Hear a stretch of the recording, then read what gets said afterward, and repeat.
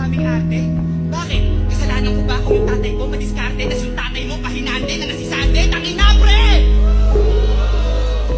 Pinanganak akong mayaman. Kasalanan ko ba yun? Ikaw, pag namatay kang mahirap, kasalanan mo na yun! Di ako gwapo. Di ako mayaman. Di ako sikat. Pero hindi rin ako mayabang. Tulad mo, porket may bodyguard, kala mo kung sino ng matapang. Gago, meron ako mga bagay na wala ka at yun ang di mo nalalaman. Tulad ng pagsasakay ka sa kotse.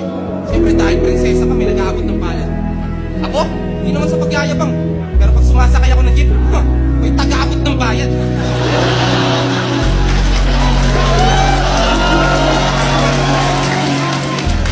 Kaya kung lalaitin mo ako sa pagiging mahirap ko, abay tarantado kang bakla. Wala akong paki sa shower at bathtub nyo, meron akong tabo at patya.